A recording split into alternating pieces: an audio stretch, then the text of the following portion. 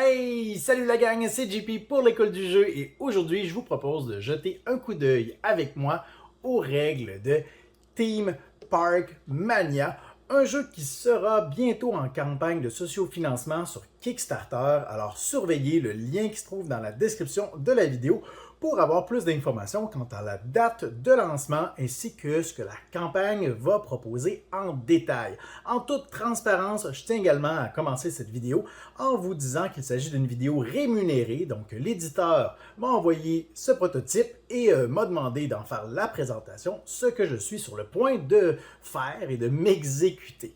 Alors, dans Theme Park Mania, on va vouloir créer un parc d'attractions. C'est toujours une thématique de jeu qui m'accroche. Alors, j'espère que cette vidéo va vous permettre de déterminer si c'est un jeu qui pourrait vous intéresser ou non. Sans plus attendre, je vous invite à me laisser un pouce vers le haut et allons jeter un coup d'œil aux règles.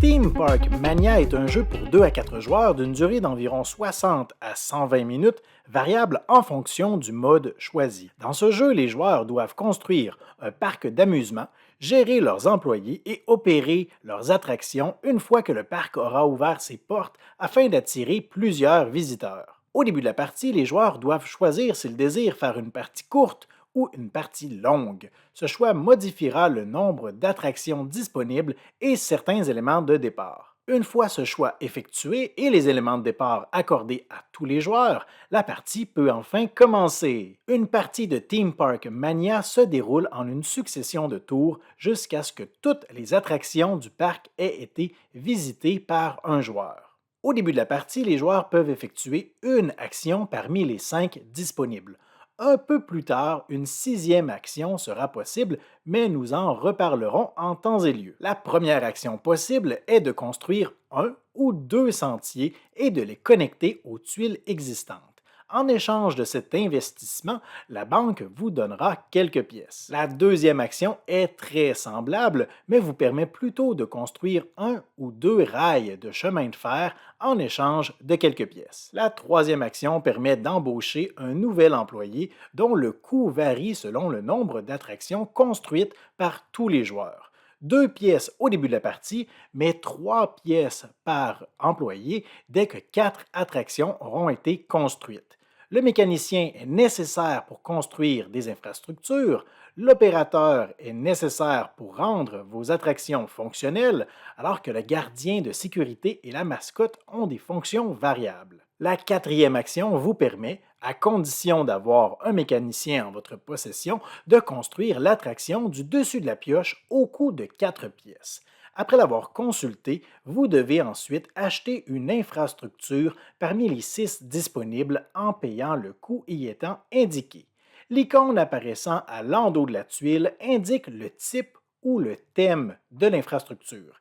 Si le thème de votre attraction correspond à celui de votre infrastructure, cela vous accordera des points bonus en fin de partie. Votre attraction doit être construite en bordure d'un sentier et votre infrastructure doit lui être adjacente. Placez ensuite l'une de vos billetteries pour rendre votre attraction accessible à partir du sentier. Finalement, la dernière action vous permet simplement de construire une ou 2 infrastructures pour les ajouter autour de l'une de vos attractions. Les infrastructures vous permettent de gagner un meilleur revenu lorsque d'autres joueurs visiteront votre attraction. La partie se déroule ainsi jusqu'à ce que 4 attractions soient construites. À ce moment, on fait une pause, le marqueur est avancé sur le ticket et cela marque l'ouverture du parc. Non seulement le coût d'embauche des ouvriers augmente, mais en plus, les joueurs ont maintenant accès à une 6e action